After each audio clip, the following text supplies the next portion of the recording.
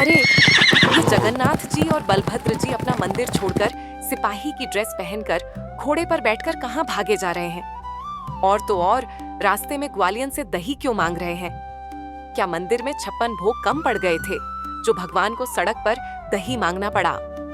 जगन्नाथपुरी के इतिहास में एक दिन ऐसा भी आया था जब भगवान को सिर्फ आशीर्वाद नहीं बल्कि तलवार भी उठानी पड़ी थी। जानने के लिए सुनिए ये रोंगटे खड़े कर देने वाली सच्ची घटना। दोस्तों, बात बहुत पुरानी है। उस समय उड़ीसा पर गजपति महाराज पुरुषोत्तम देव का राज था। राजा बड़े ही वीर थे, लेकिन उससे भी बड़े वो जगन्नाथ जी के भक्त थे। उनका एक नियम था, हर साल जब रथ यात्रा निकलती तो राजा खुद सोने की झाड़ू लेकर भगवान के रथ के आगे सड़क साफ करते थे। इसे छेरा पहरा कहते हैं। राजा का मानना था कि जगन्नाथ जी के सामने राजा और रंक सब बराबर है। सब कुछ ठीक चल रहा था। राजा का रिश्ता दक्षिण भारत के कांशी राज्य की राजकुमारी पद्मावती से तय हुआ। कांशी का राजा विवाह पक्का करने के लिए पुरी आया, लेकिन संयोग देखिए, जिस दिन वो आया उसी दिन रथ यात्रा थी। उसने देखा कि उड़ीसा का राजा हाथ में झाड़ू लेकर सड़क साफ कर रहा है। कांची के राजा को घिन आ गई। उसने कहा, छे, मैं अपनी बेटी की शादी एक राजा से करना चाहता था, लेकिन यह तो चांडाल है, झाड़ू लगाने वाला है। मैं अपनी बेटी किसी सफाई कर्मी को नहीं दूंगा। उसने रिश्ता तोड़ दिया और भरी सभा में हमारे राजा का अपमान करके चला गया। यह अपमान राजा का नहीं था, यह अपमान उस सेवा का था जो वो भगवान के लिए कर रहे थे। राजा पुरुषोत्तम देव का खून खल उठा। उन्होंने प्रतिज्ञा ली कि जिस सेवा के लिए तुमने मुझे चांडाल कहा है, अब उसी कांची को जीतकर मैं तुम्हारी बेटी को उठा लाऊंगा और उसकी शादी अपने राज्य के किसी असली चांडाल से ही कराऊंगा। गुस्से में राजा ने कांची पर हमला तो कर दिया, लेकिन गुस्से में लिए गए फैसले अक्सर गलत होते हैं। कांची की सेना बहुत विशाल थी। राजा पुरुषोत्तम देव बुरी तरह हार गए। उनके सैनिक मारे गए और उन्हें जान बचाकर भागना पड़ा। राजा पुरी लौट आए, लेकिन महल नहीं गए। वो सीधे जगन्नाथ मंदिर के गर्भगृह में गए और कपाट बंद कर लिए। राजा भगवान की मूर्ति के सामने रोने लगे। राजा ने कहा, प्रभु, आज दुनिया मुझ पर नहीं आप पर हंस रही है। मैं अपने लिए झाड़ू नहीं लगा रहा था, आपके लिए लगा रहा था। अगर आपकी सेवा करने का इनाम हार है तो धिक्कार है ऐसी भक्ति पर। कल दुनिया कहेगी कि जगन्नाथ का भक्त होना मतलब अपमान सहना है। राजा रोते रोते वहीं सो गए। तभी रात के अंधेरे में एक चमत्कार हुआ। राजा के सपने में स्वयं जगन्नाथ जी आए। भगवान बोले, पुरुषोत्तम, उदास मत हो। पिछली बार तू अहंकार में गया था कि मैं जीतूंगा, लेकिन इस बार तू अकेला नहीं जाएगा। इस बार सेना तैयार कर। तेरे आगे आगे हम दोनों भाई चलेंगे। जा, विजय तेरी ही होगी। राजा की नींद खुली। उनमें नया जोश था। उन्होंने फिर से सेना तैयार की और कांची की ओर कूच कर दिया। लेकिन राजा की सेना अभी बहुत पीछे थी। उनसे कई मील आगे दो घुड़सवार हवा से बातें कर रहे थे। एक काले घोड़े पर सवार था, सांवला और बेहद सुंदर नौजवान, और दूसरे सफेद घोड़े पर एक गठीला और मजबूत योद्धा।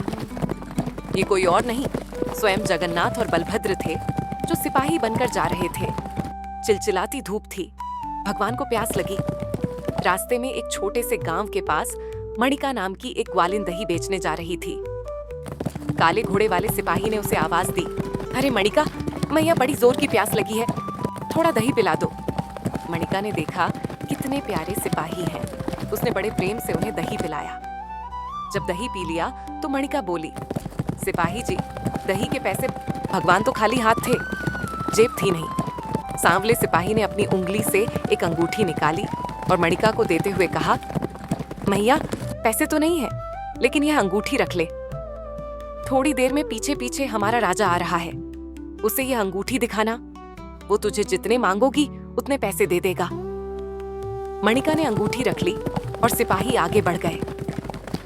कुछ ही देर में धूल उड़ती हुई राजा की सेना वहां पहुंची। मणिका सड़क के बीच में खड़ी हो गई। उसने राजा का रास्ता रोका। मणिका बोली, महाराज, पहले मेरे दही का हिसाब करो। आपके दो सिपाहियों ने मेरा सारा दही पी लिया और बदले में यह अंगूठी पकड़ा गए। राजा को गुस्सा आया, कौन सिपाही? मेरी सेना तो मेरे साथ है, कोई ठग होगा। मणिका ने कहा, नहीं महाराज, वो ठग नहीं थे। उनकी आंखों में एक अजीब सा जादू था, एक काला था, एक गोरा था और ये रही उनकी अंगूठी। जैसे ही राजा ने मणिका के हाथ में वह अंगूठी देखी, राजा घोड़े से लुढ़क कर नीचे गिर पड़े। राजा की आंखों से आंसुओं की धार बहने लगी। वो अंगूठी कोई साधारण नहीं थी, वो रत्न मुद्रिका थी जो सिर्फ जगन्नाथ जी की मूर्ति के हाथ में रहती थी। राजा मणिका के पैरों में गिर पड़ा। अरे पगली, तू मुझसे पैसे मांग रही है? तू तो दुनिया में सबसे अमीर हो गई। साक्षात त्रिलोकीनाथ ने तेरे हाथ से दही पिया है। हम तो मंदिर में पत्थर पूजते रह गए और तूने चलते फिरते भगवान को पा लिया। अब राजा को पता था कि जीत पक्की है, क्योंकि स्वयं महाप्रभु सेनापति बनकर आगे चल रहे हैं। इस बार कांची का राजा टिक नहीं पाया। पुरुषोत्तम देव ने कांची को ध्वस्त कर दिया और राजकुमारी पद्मावती को बंदी बनाकर पुरी ले आए। बदले की आग अभी भी ठंडी नहीं हुई थी। राजा ने अपने महामंत्री को बुलाया और भरे दरबार में आदेश दिया, मंत्री जी, इस राजकुमारी को ले जाओ और पूरे राज्य में ढूंढो कि सबसे नीची जाति का चांडाल कौन है। जो सबसे गंदा काम करता हो उससे इस राजकुमारी की शादी करा दो। इसने मेरे झाड़ू लगाने का मजाक उड़ाया था। अब यह जीवन भर एक झाड़ू वाले के घर रहेगी। मंत्री बहुत बुद्धिमान था।